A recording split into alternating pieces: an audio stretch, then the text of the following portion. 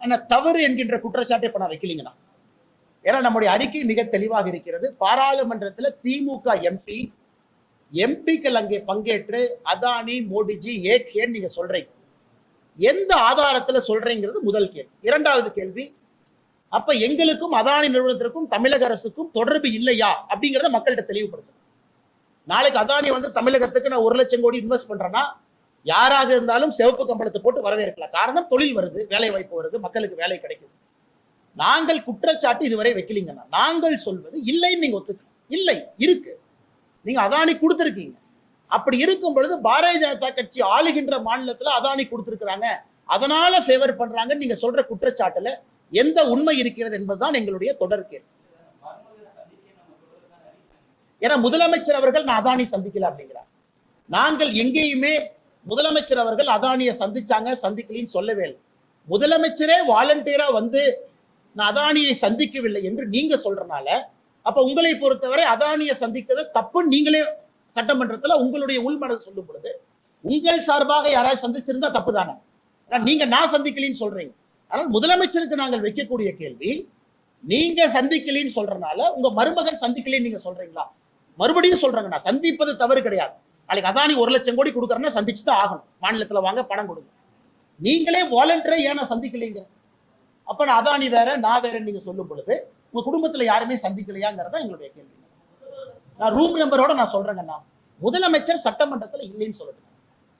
முதலமைச்சருடைய அவரை சுற்றி இருக்கக்கூடிய ஐஏஎஸ் அதிகாரிகள், பிரைவேட் செக்ரட்டரி, பர்சனல் செக்ரட்டரி, அவங்க அதானியினுடைய அதிகாரிகள் ரெகுலரா சந்திக்கிறாங்க. ஏன்னா அவங்க முதலமைச்சருக்காக பேசுறாங்க. சந்திப்பு நடக்குது, இந்த வாரமும் நடக்குது. என்னங்கண்ணா, அதான் நான் சொல்றேங்கன்னா, சட்டமன்றத்துல இது சொல்வதற்கான காரணம் என்னன்னு கேட்கிறேன். நான் அதானி சந்திக்கவே இல்லை, அப்ப அதானியை சந்திப்பது ஒரு குற்றம், அதனால நான் சந்திக்கல நீங்க சொன்னா மருமகன் சந்திக்கலையா? அண்ணா இப்போதைக்கு அதுக்குள்ள நாங்க போக விரும்பலீங்கண்ணா. அதுக்குள்ள நாங்க போகல.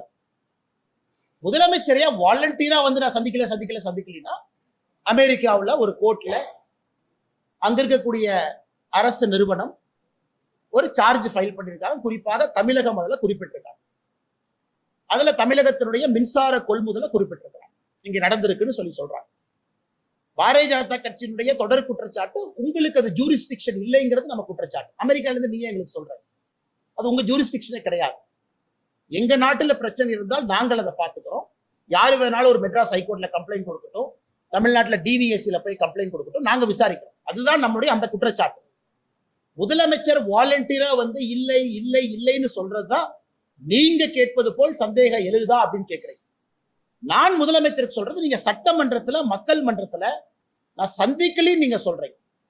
உங்க மருமகன் சந்திச்சிருந்தா அப்ப நீங்க குற்றத்தை ஒப்புக்கிட்டீங்க. ஏன்னா நீங்க தான் அதை மறைக்க பாக்குறீங்க. நான் அந்த குற்றங்கிற பாயிண்ட்டுக்கே போலீங்க. ஏன்னா தொடர்ந்து டிஐபிஆர் ஸ்டேட்மெண்ட் இஷ்யூ பண்றாங்க. நாங்க எந்த கான்ட்ராக்ட் கொடுக்கல, கான்ட்ராக்ட் கொடுத்துருக்கீங்க. அப்படி இருக்கும் பொழுது பாரதிய ஜனதா கட்சியும் அதானியும் உங்களுடைய எம்பிக்கள் பாராளுமன்றத்தில் எதற்காக சம்பந்தப்படுத்தி அமளி துளியிலே ஈடுபடுகின்றார்கள் என்பதுதான் எங்களுடைய குற்றச்சாட்டு.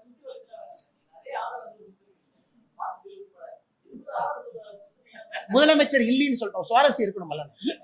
முதலமைச்சர் வந்து சட்டமன்றத்துல இல்ல, அவர் போய் சொல்றாரு, என் குடும்பத்திலே யாரையும் சந்திக்கலன்னு சொல்லிட்டோம், அப்புறம் ஆதாரம் கொடுத்தாரு. சொல்லட்டுங்க தலைவா, எத்தனை விஷயத்த நாங்களே கொடுக்குறோம், கொடுக்காமையா பேசுறோம்? எவ்வளவு விஷயம் கொடுக்குறோம், நிறைய கொடுக்குறோம். இல்லைன்னு சொல்லட்டும், அவருதான் சொன்னாரு. பிரதருக்கு அதான் சொன்னதுதான், சில பேருக்கு வேலை இல்லாதவங்க, அரசியல்ல முகவரி இல்லாதவங்க, தொடர்ந்து மக்களால் தோல்வியை சந்திக்கக்கூடியவங்க, தொடர்ந்து மக்களால் தோல்வியை சந்திக்கக்கூடிய, உள்ளூர்ல நின்னாலும் தோல்வி, வெளியூர்ல போய் நின்னாலும் தோல்வி, தொடர் தோல்வியை சந்திக்கக்கூடியவங்க தன்னுடைய இருப்பிடத்தை காட்டுவதற்காக பல்வேறு கருத்துக்களை மக்களிடத்துல வெளிச்சம் பெறுவதற்காக ஒரு பொய்யான கருத்துக்களை, உண்மைக்கு மாறான கருத்துக்களை, அவதூறு கருத்துக்களை பரப்புறத மட்டும்தான் கொள்கையா இருக்காங்க.